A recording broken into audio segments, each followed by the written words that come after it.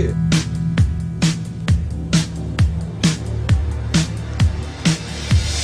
Up all night. Staying up all night. All right, welcome to the Mantry podcast, where we try and teach you how to be a better cook.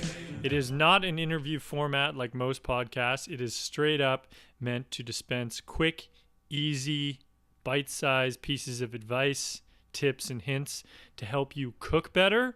It's meant to be digested in just 10 minutes a day. This is not something to binge listen to. Just drop by for 10 minutes a day, and we promise that over weeks, over months, you're going to be a better cook. So let's dive into it. We're going to pull from some of the more popular topics of the week that we pulled off of the Mantry blog. So I just want to start with a quick breakdown that we look at clever cooking tips that you learn when you work in restaurants. Now, restaurants are sort of these mythical places these days where people, think I will never be able to make the food that I taste at my local Michelin star restaurant or whatever has a 4.7 review on Google reviews or Yelp or whatnot. People think that like some sort of magic goes on behind the walls there. It's not. It's really just some people that have spent a lot of time working on their craft, who have picked up years and years of shortcuts and hints and tricks that make them better chefs. But a lot of these things you can just bring home, and you can get 80% of the way there if you just understand a couple pieces of theory and a couple sort of inside tips. So here we go. A couple just ready to deploy at home that I wanted to list off. Okay, first things first, a sizzle platter. Now, most people have never heard of a sizzle platter. They are everywhere in restaurants. Basically, it's a little aluminum tray that you can throw under a broiler or in an oven, and it quickly reheats food. So something that you would do on a sizzle platter is you'd basically take, like, let's say, blanched asparagus, throw some butter on it, hit it with some salt, and you throw it under the broiler. And it quickly broils food. Or you take some scallops, you throw a little salt on them, some olive oil, you throw it under the broiler. Quickly searing. Or another thing you can do with a sizzle platter is if you need to gently warm something, you can throw whatever you need onto it and throw it in the oven. So it's a very versatile piece of equipment. It's basically a cheap piece of aluminum that you can buy on Amazon for like $8. And if you go to our blog, we have a link for sizzle platters. Again, it's very versatile and you can use it in so many different ways, but they are used all day in kitchens. Like, for example, let's say you want to do quickly broiled peaches. So you throw a little brown sugar on some peaches, throw it on the sizzle platter with a little butter, boom, under the broiler, and you're done. And the benefit is basically you can burn the shit out of the thing and it's totally okay. Whereas like plates and stuff will crack under heat. Baking pans are annoying. They're clunky. They basically, they're hard to handle. But sizzle platters, very, very agile. It's kind of like just having an aluminum plate that you can do many, many things with. So the next things I want to talk about, one quick trick that I've learned doing back in Canada at a nice restaurant up in Vancouver is straining stock through fresh herbs. So anytime you make, let's say, a chicken stock or a veal stock, most people are going to stick to something like chicken stock. And I mean, side note, great food starts with just making a stock. So next time you have like a roast chicken, even if it's a store-bought thing, chop up a couple carrots, some celery, onion, a little thyme, some peppercorns, throw it over the carcass, fill it with cold water, and just let it boil for like an hour, 2 hours. I know there's going to be stock aficionados out there that say there's a proper way to keep it clean and strain it and that you should be roasting the bones first and all that. But for the home cook, like if you make your own stock like that, that's a base for chicken soup. That can be a base for various sauces. That can be a base for awesome homemade ramen, whatever you need to do. But one of the tricks that they teach you in restaurants is when it comes time to strain out the stock, so basically remove the vegetables and the bones from the liquid, if you pack the bottom of your strainer with a little bit of parsley, thyme, basil, you can use bay leaves, as the hot water burns through the strain, as the hot water pours through the strainer. It hits the herbs and they release their aromatics into the broth, and it gives it a really, really, really amazing freshness. And you can do this with obviously fresh herbs. You can strain it over chili peppers. There's all certain ways at that moment where you have the hot liquid to infuse it quickly with fresh fragrance. And I mean, you can make an incredible dish in itself by basically fresh straining chicken stock through fresh herbs, adding some cooked noodles to it, and maybe some roasted veg, and you've got an awesome quick soup. So straining stock through fresh herbs. The third tip I wanted to give you, I mean, I'm going to go through 9 here, but I call it the herb clap. The herb clap is basically any time that you have, let's say, basil or mint. A perfect example would be like if you're making a mojito, the classic Latin American drink with mint and lime and muddled sugar.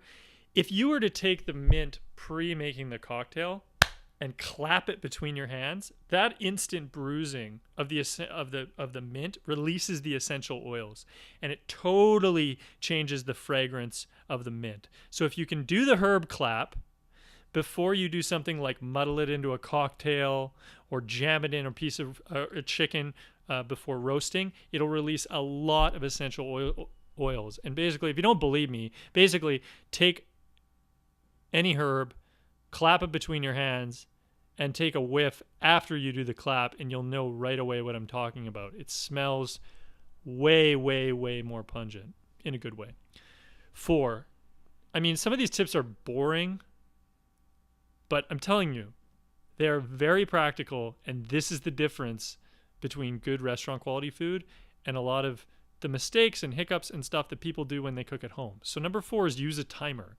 Duh. You know, using a timer is like, I mean, it's as basic as basically saying, I want to wake up at 7 o'clock in the morning, and then not setting an alarm clock. Chances are you're not going to wake up at 7. You're going to wake up later. You might get really lucky and wake up half an hour before, but chances are you're going to wake up at 8, 8:15, 8:30. And using a simple timer, and you can use a Taylor timer, which you can look that up on Amazon. It's the most dead simple, has minutes, has seconds, and a start and stop button. But when you're, for example, roasting vegetables, roasting meat, throwing things in the oven, and you have multiple things on the go, setting a quick timer will save you from burning and overcooking things. It even helps for things like toast if you have an unpredictable toaster. So these Taylor timers, I mean, I don't know, they're like $5 or $10 or something. And when you go into a professional kitchen, you'll see like 6 of these things, because for different tasks, people will set different timers. So I always recommend to people like buy 2 of them at home, so that if you're doing one thing like roasting let's say pork chops are finishing in the oven, you can set a timer for that, and then you drop your pasta, and is going to be, let's say, 4 minutes to cook your pasta. Set a timer for that. Cooking is 100% about precision, and timers help you be more precise, and being really willy-nilly about it can really just cost you a lot of dishes from going from being really great to being really mediocre because you've overcooked something or undercooked something or you've burnt something or whatnot. You know, there is that myth that great cooking relies on feel. It's mostly precision. Number 5, super simple one, but I mean, might as well throw it out there. You always crack an egg on a flat surface. I don't know who the hell came up with cracking eggs on the side of a bowl, but it dries pieces of shell into the egg, and they can get mixed up in your scrambled eggs or your muffins or whatever you're doing. Just crack it on a flat surface. It will crack the same way, and then open it up and throw it in the bowl. Number 6, hot food, hot plates, cold food, cold plates. This is probably the most important tip in restaurants. Is nothing will suck the heat out of your dinner like putting hot food on a room temperature plate, or worse off, a cold plate.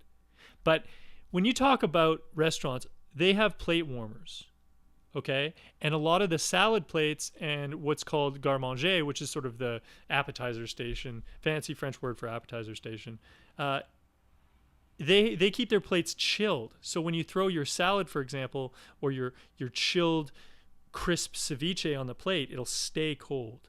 And plates are incredible at either sucking the heat out of something or putting too much heat into something. Like a lot of the times, the difference between a really, really, really amazing tartare of tuna is that the plate's really cold and the tuna's really cold, and you get that real fresh, chilled coldness to it. To a regular platter that's, let's say, even room temperature, when it hits the table, and let's say your guests are pulling off a family-style platter, you probably have, depending on how hot the dish is when it comes out, you probably have 2 to 3 minutes before that starts really cooling off. Whereas if you throw that same platter in the oven for even 3 minutes at the lowest setting, let's say like 175 degrees, you'll probably have at least 10 to 15 minutes with that food staying hot. And that's really important because most people will eat the majority of their food over the first 10 to 15 minutes. So if somebody goes back for seconds, they're not going back for lukewarm food. They're going back for hot food. And it's a very, very simple trick, but it makes all the difference. And especially for food products that are a little finicky and can lose heat really quickly. Like, for example, if you cook a steak medium rare, the middle is almost room temp as it is. So if you put it on a warm plate, that steak stays unctuous and warm and delicious throughout, let's say, that 8 to 10 minute period. Whereas if it's on a cold plate, it just tastes like cold steak after about 2 minutes. So hot food, hot plates; cold food, cold plates. And again, the way to execute this at home is to just throw your plate in the oven for 3 or 4 minutes at 175 degrees. Or if you're doing a salad or something that's meant to be cold, the dish is meant to be cold, throw your plates in the fridge for 20 minutes beforehand. Number 7, okay, dry with paper towel before searing. This is such a simple tip. A lot of people don't understand something called the Maillard reaction. It's basically a French word for caramelization. And what that means is if you have any protein, when you put it in a searing hot, let's say cast iron pan, and the outside caramelizes like a seared scallop or a steak, that's the Maillard reaction, is that caramelization. And so the way to optimize that caramelization is to dry the outside surface with a paper towel. And the reason you do this is when you take away the moisture, instead of you just, for example, taking, let's say, a scallop right out of the fridge and throwing it into a cast iron pan, there's a mini little bit of steaming that goes on between the pan and the scallop. If you dry and get as much moisture as possible off the outside of the scallop and then put it into the pan, that Maillard reaction, that caramelization, 10x's. It is the difference between that beautiful brown crust that you see in restaurants and that sort of steamed, like almost like it looks like the scallops have almost been steamed, like almost been put in a steamed tray as opposed to tried to be like seared in a pan. Right? So again, take a little bit of paper towel and dry the outside of your proteins, whether it's scallops or chicken, or you're trying to put like a heavy sear on a piece of fish skin, cooking any fish with the skin on, always pat it down with paper towel. It's something you see all over restaurants. And speaking of searing, number 8, use grapeseed oil to sear. This is super simple. Grapeseed oil, if you've never heard of it, it's not hard to find. You can obviously go on Amazon and buy some grapeseed oil, or any of your local supermarkets will have it. Grapeseed just has what's known as a really high smoke point, and it also imparts no flavor basically into what you're cooking. And so what a smoke point is it means that like when you put grapeseed oil in a frying pan and let's say put it on the highest setting, olive oil at, I don't know what the exact temperature is, but at a much, much lower temperature will begin smoking and get sort of a burnt taste to it. Whereas grapeseed oil, you can get it absolutely smoking hot. Well, that's a bad way to say it. You can get it absolutely searing hot and it won't smoke. So your fire alarm's not going to go off. Your kitchen's not going to look like you're lighting things on fire. As hot as you'd want a pan to be with a little bit of oil in it to cook something, grapeseed oil will allow you to go there. Whereas like olive oil and some of these other oils, they have a lower smoke point, and you're going to start, like I said, there's going to be literally smoke billowing off your pan if you try and get it really hot to, let's say, sear like a simple burger, or scallops again is another example. So grapeseed oil you want to use to sear, and it's super cheap. I think you can get like decent grapeseed oil for $7 or $8 a bottle. But again, olive oil or butter will burn up before you get the pan hot enough to develop a deep brown color on what you're trying to sear. Okay, the last one for today. Like I said, these are just meant to be bite-sized. I want you guys to listen to these, once every day for 10 minutes. And if you know some of this theory, then when you actually get into the kitchen, trust me, you're going to be way more prepared to cook and cook better. So then the last thing I want to say is your pantry is like your closet for food, okay? This isn't some loaded plug. I know this is coming from Mantry, like Man's Pantry, and that's our company. But people need to put this in their mind that like your pantry is like your closet for food, okay? And think of your pantry as a closet for food, like a nice bottle of maple syrup or a nice pancake mix, and boom, you're ready for a spontaneous breakfast. Or some good pasta, like and a decent red sauce. You can feed a crew in 15 minutes, right? A couple decent items go a long way and allow you to adapt to any situation. This is sort of crucial. Like it's kind of like just having 2 t-shirts and a pair of pants in your closet. Like you're not prepared for very many situations.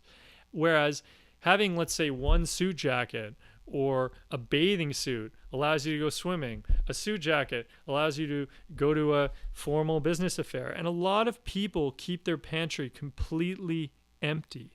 And the quickest and easiest ways to cook great food at home is to have a bit of a support system around you, being your pantry, that you can pull items out of. I mean, you don't have to have those like multi 25 tin spice racks, like where you've got marjoram dust in the back and you've got, mustard powder and all that stuff like your mother and your grandmother used to have. Like that's garbage. But I'm talking like, have some great olive oil, have some really good salt, like Maldon salt, have some chili peppers, be able to have a couple basic spices that you enjoy, even if it's just something like wild, like you have curry powder, obviously, but something like herbes de Provence, which is sort of a general for roasting chicken and poultry. Have a couple things you can pull from. Like have a couple easy canned products on the go too. It's always good to have like canned chipotles kicking around, chipotle peppers. It's always great to have, things like, I'm trying to think of like really, I'm opening up the cupboard, like I'm trying to think of really crucial things that just wake up dishes, like grape vinegar. Grape vinegar is such a sneaky thing. You have good red wine vinegar, it will wake up so many dishes. You have a tomato, hit it with a little Maldon sea salt, hit it with some good olive oil, and just a nice little hit of like red wine vinegar. That's a dish in itself, right? So it's just like a couple of these crucial things, maybe like $40 to $50 worth of stuff, and you really can just wake up boring old food that you're cooking. You can basically buy like some broccoli and a chicken breast and use just what's on hand in your pantry if you have good salt, a vinegar, and olive oil, and like you can hit it with like I said, a really good like garam masala or curry powder. Like you've got yourself a dish right there. So your pantry's like your closet of food for food. Don't ignore it. Keep a couple items in there. Again, you don't have to go overboard. Like if you're one of these people that have like 4 tins of condensed milk, you're going overboard, right? Keep it simple. Keep it clean. Make sure you have products in there you're going to use all the time. The key ones being olive oil, salt, a bit of acidity, and you'll be fine. So that wraps up pretty much this part of the podcast. I want to thank everybody who's listening for tuning in. We're going to do these a lot. And the meaning of these things, again, is just to listen 10 minutes a day. We want you to learn through audio. And that sounds counterintuitive, but listen, a lot of people don't have time to sit down and read books. They don't have time to even like cruise the internet and seek out good quality advice when it comes to cooking. So we've made these audio bite-sized chunks because you can just sit on the subway and listen to it. You can clean your house and listen to it. You can throw it on while you're, driving to work, whatever it needs to be. And you can take 10 minutes out of your day and you can learn to cook better. So thanks for joining me. I'm Reggie. I'm a co-founder at Mantry. And tune in tomorrow. We'll be back. we'll start these things up on SoundCloud, and when we get around to it, we'll have proper podcasts you can download on the Apple App Store and all that stuff. But thanks for tuning in, and hope you cook better. Up all night.